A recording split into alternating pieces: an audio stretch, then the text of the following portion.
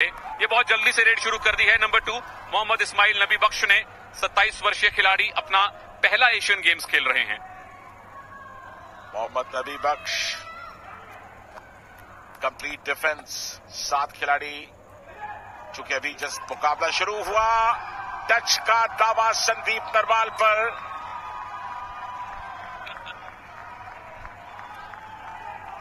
दोनों के अपने अपने दावे हैं। अपनी लीग टीम के लिए भी हमेशा डू और डाई रेडर होते हैं। ये क्या पॉइंट गिफ्ट कर दिया मोहम्मद इस्माइल नबी बख्श, कोई रिस्क लेने की जरूरत नहीं थी उनको।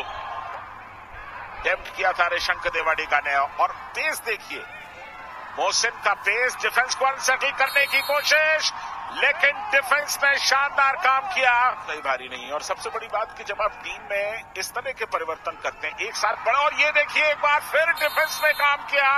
गिरीश एर्नाक लगातार दूसरा टैकल, गिरीश एर्नाक का कामयाब। इस बार भी ऋषंक आए हैं, लेकिन इस बार डिफेंडर सामने कम हैं, तो ज्यादा मेहनत करनी पड़ेगी। बिल्कुल 4 के डिफेंस में आसान नहीं। और ये देखिए टैकल अब्बासी का, अनावश्यक टैकल के लिए जाने की जरूरत नहीं है।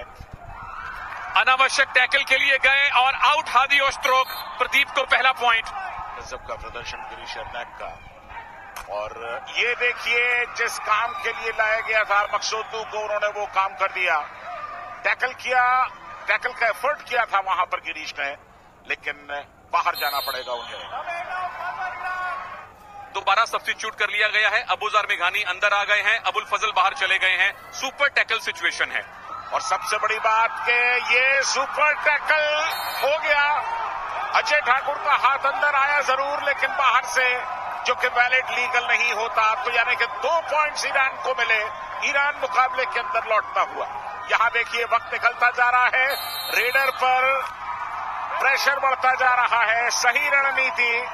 इस तरह से ऋषंक जिस 30 सेकंड के वक्त को काटेंगे, राइट कॉर्नर को टच करके निकलना चाहते थे, लेकिन सुपर टैकल, यानी कि ईरान अब कंधे से कंधा मिलाकर खड़ा है भारत के।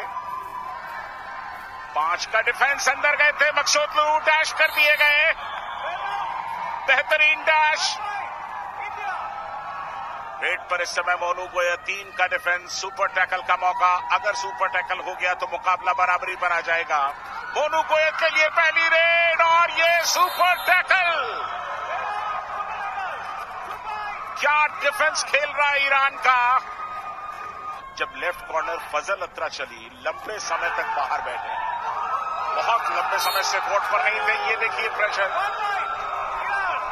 उल्टा लॉबी में पैर चला गया।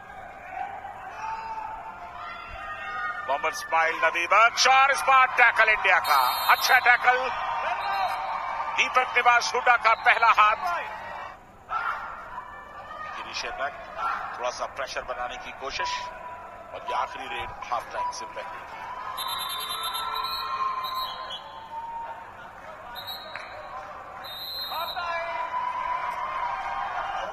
मेंस कबड्डी का सेमीफाइनल, 20 मिनट का खेल हो चुका है, और 7 बार की डिफेंडिंग चैंपियन भारत को ईरान ने 9-9 की बराबरी पर रोक रखा है। राहुल चौधरी, रोहित कुमार, अब तक उनको टीम में शामिल नहीं किया गया। इस्माइल हाफ टाइम के बाद की पहली रेड। जब मैच शुरू हुआ था तो भारत ने पहली रेड की थी, यहां इस्माइल पहली रेड पर आए हैं। 5 का डिफेंस।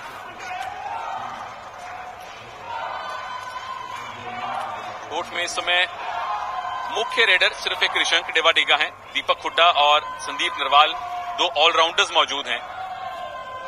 हादी ओस्ट्रोक डू और डाई में आए हैं। डिफेंस को संभल करके खेलना होगा। सामने गए, जबरदस्त ब्लॉक किया गिरीश एर्नाक ने। मोनू गोयल अब रेड पर गए हैं। यहां 3 का डिफेंस है। मोनू गोयल लॉबी में आए, इसका मतलब उन्होंने अबूजार को टच किया है, जो कि राइट कॉर्नर में खड़े थे। एक और पॉइंट भारत के लिए।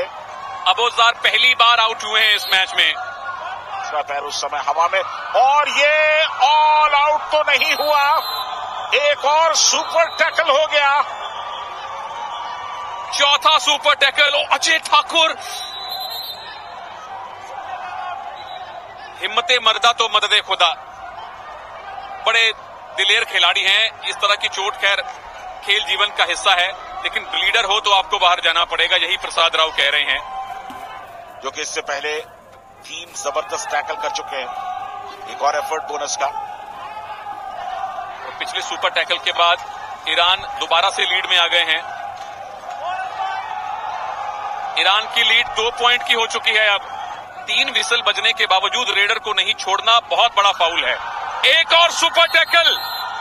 ईरान का डिफेंस कमाल कर रहा है। जबरदस्त डिफेंस करता हुआ ईरान। पहले भारत ने यही नीति अपनाई थी। टो टच की कोशिश, क्या कामयाब हुए हैं?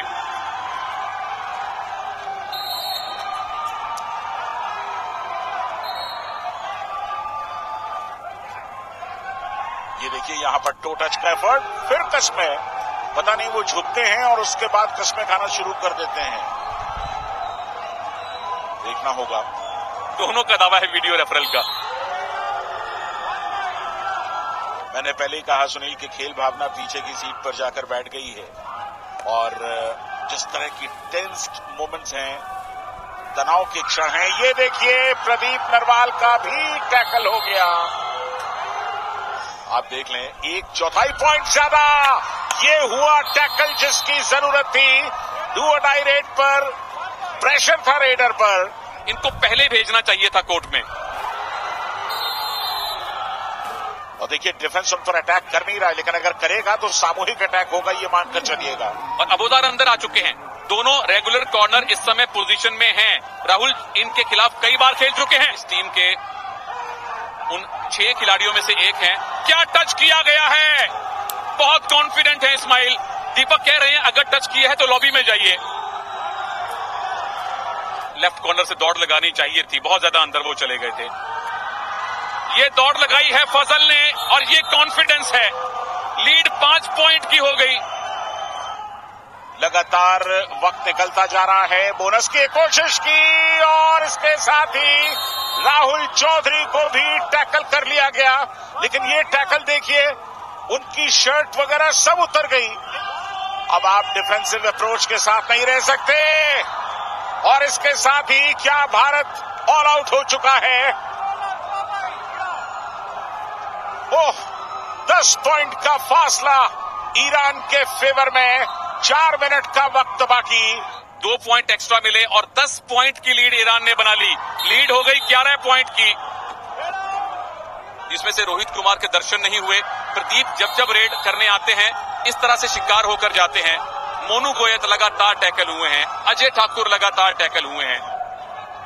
दादा आपको याद होगा प्रदीप नरवाल ने एक मैच में एक रेड में 9 पॉइंट लिए थे। वो यहां होने नहीं वाला है। 2 पॉइंट मिल गए हैं ऋषंक देवाडिगा को, तो हर रेड सुपर रेड होनी चाहिए। उसके आसार है नहीं। बिल्कुल कबड्डी के इवेंट से बाहर निकलने के नजदीक ऋषंक देवाडिगा सब कुछ झोंकना चाह रहे थे, लेकिन ये डिफेंस जो कि लगातार यूनाइट होकर खेल रहा है। 2 मर्तबा उन्होंने खेल भावना को कुचला है, उसके लिए भी उनकी आलोचना होनी चाहिए। आलोचना होगी, लेकिन गोल्ड मेडल की दौड़ में भारत अब बाहर हो चुका है। 18वें एशियाई खेलों में कबड्डी में भारत के लिए सबसे बड़ा झटका। भारत फाइनल तक नहीं पहुंच सका और ईरान ने तकरीबन एक तरफा मुकाबले में, खासतौर से दूसरे हाफ में एक तरफा होते हुए मुकाबले में स्टार भारतीय टीम को शिकस्त दे डाली। कहीं शायद ओवर कॉन्फिडेंस ये भी एक वजह, क्योंकि जिस तरह से भारत ने प्रदर्शन किया है, शुरू से ही लक्षण लग रहे थे। आपने इतने मैचेस देखे सुनील, तमाम मैचों में रेडिंग में काफी परेशानी आई और जिस बात का हमने जिक्र किया था कि कहीं का ईंट कहीं का रोड़ा, आप तमाम स्टार्स को अगर टीम में लेकर के आते हैं, सब स्टार्स अगर टीम में है, तो फिर इस तरह की परेशानियां होती हैं। बेशक सारे सितारों को संभालने के लिए एक चांद चाहिए था, एक अनुभवी कैप्टन चाहिए था। वो भारतीय टीम में नहीं है। अजय ठाकुर को इससे पहले बहुत ज्यादा कप्तानी का अनुभव नहीं है। मुझे अभी भी लगता है कि अनूप कुमार, मनजीत छिल्लर और सुरजीत सिंह, एक एक्सपीरियंस्ड कैप्टन, 2 एक्सपीरियंस्ड कवर होने चाहिए थे, क्योंकि इस तरह की सिचुएशन भारत ने पहले भी देखी है।